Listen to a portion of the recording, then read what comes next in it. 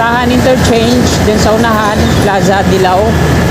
Kakanan po muna tayo. Silipin natin yung Quirino Avenue Extension. Ito yung off-ramp dito sa taas, patungo dito sa UN. Tingnan natin kung may progreso na. Saglit din natin. At ito yun, yung viaduct nya. Putol hanggang dito sa may intersection. So, ito naman yung umpisa ng off-ramp, mga piers nya patungo doon, patungong Top Roas Boulevard. Konkreto na po lahat yan at isa-isa na nilang nilalagyan ng support para bumuo ng platform. Ito yung lifter mga kasikap, tinanggal na dito sa unahan. Dito. Bali, dadali na yan doon sa kabila. Happy morning mga kasikap. Dito tayo sa kabaan ng Quirino Avenue southbound, Plaza Azul sa kaliwa, Pandakan po, lokal ng Iglesia ni Cristo sa kanan. So, mag-update tayo ngayong umagang ito mga kasikap dito po sa off-ramp to Top Roas Boulevard at yung on-ramp to south along Osmeña Highway. Check natin ulit kung nag-install na ba ng karagdagang steel girders, no? Nasa pangalawang span na sila kasi tapos na dun sa kabila, nag-umpisa sila sa dulo. So tara, let's go! Yan, shoutout po sa mga kasikap natin na naninirahan dito sa Pandakan. Yan. Magandang umaga po sa lahat. Lalo na sa mga kasikap natin dyan sa abroad, mga OFW, immigrants, shoutout po sa inyong lahat. Plaza Azul sa ating gawing kaliwa, Quirino Avenue southbound. Skyway Stage 3 sa taas, double decker.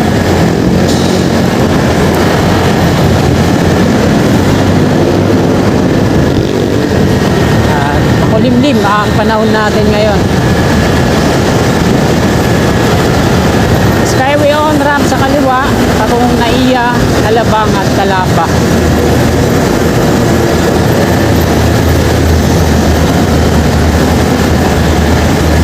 Tahan Interchange, din sa unahan, Plaza Dilao.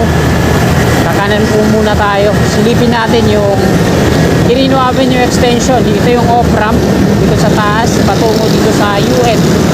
Tingnan natin kung may progreso na. Saglit din natin. Ito yung viaduct niyan sa taas. Mayroon ng mga steel pole parts na yan, pero wala pang mga lamp. Wala pang mga downspout, drain pipe.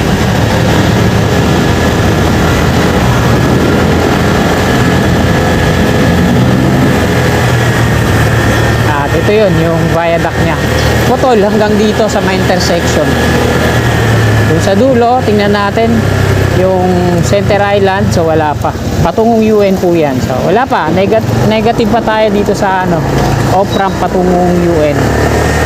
So balik po tayo dito sa southbound ng Quirino Avenue. Dami ng mga hukay dito sa kanan dahil po sa ginagawa nila ang pagbabaon ng mga pedestal para sa street light.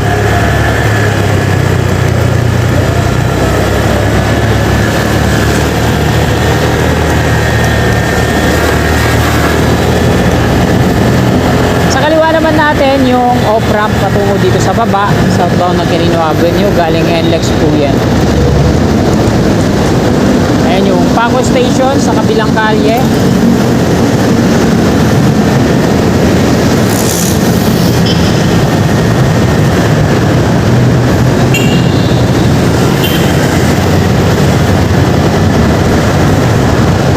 Nandito na po tayo sa may Pedro Willie Street intersection. Mga pakaliwa patungong Santa Ana, Manila na galing dito sa Roas Boulevard.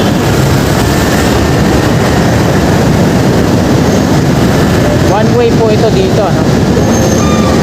So ito naman yung umpisa ng off-ramp, mga piers niya patungo doon, patungong Top Roas Boulevard.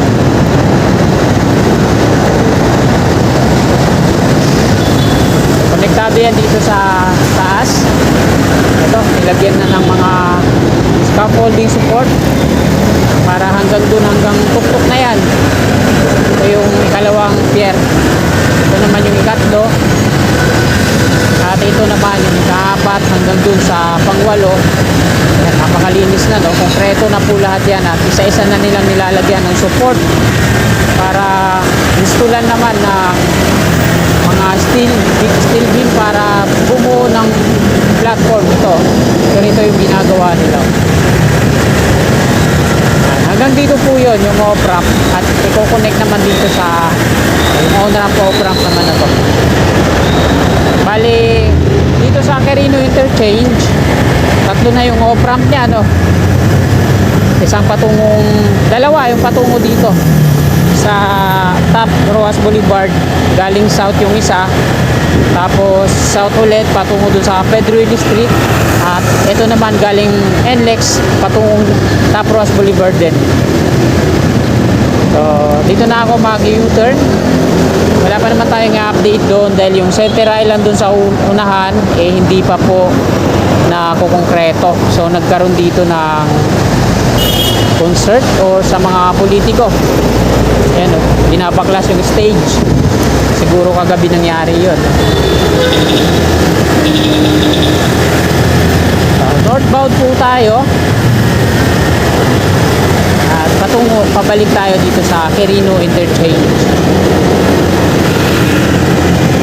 So yung on-ramp naman dito mga kasikap, dalawa. Ayan, sa taas yung viaduct na nagsasanga, isang diretso patungong north, at ito yung patungong south. Ayan yung unang pier niya, meron ng platform. Quirino Interchange.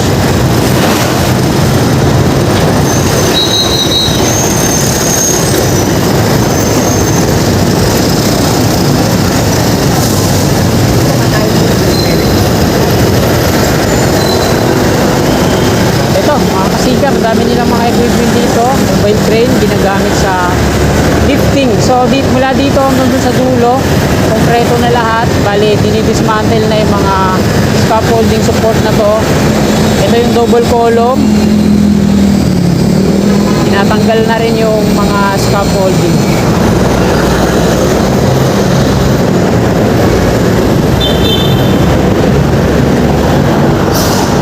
Dito sa likod ganun din.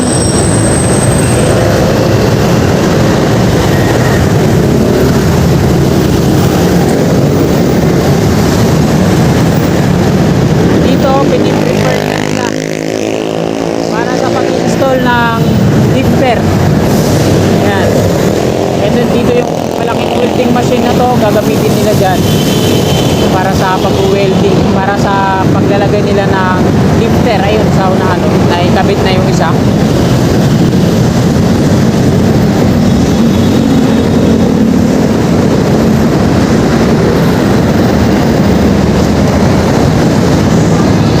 Ito mga kasikap, tinanggal na nga nila yung mga plastic barrier dito para makapasok yung equipment. So dito sa unahan yan, tinanggal na yung mga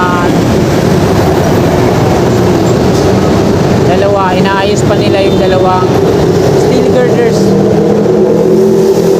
Nilalagyan nila ng brace yung gitna.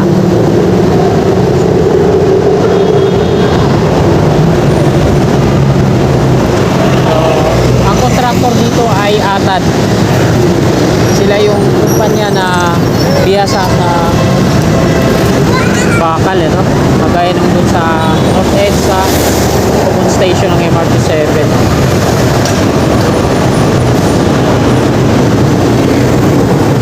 Ito yung lifter mga kasikap, tinanggal na dito sa unahan. Dito. Bali, dadalhin na yan dun sa kabila para doon na sila mag-install.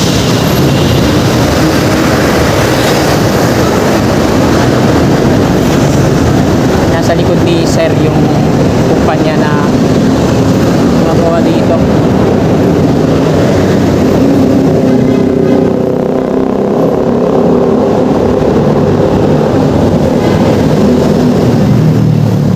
Lalagyan din nila ng catwalk yung ilalim.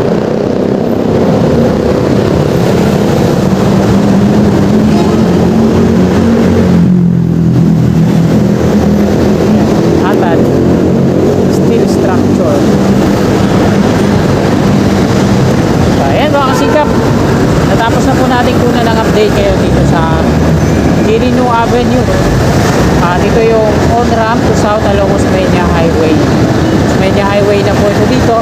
At hanggang dito na lang itong video na to. Marami pong salamat sa patuloy niyong suporta sa aking munting YouTube channel. Ayan. Magandang umaga. God bless po sa ating lahat.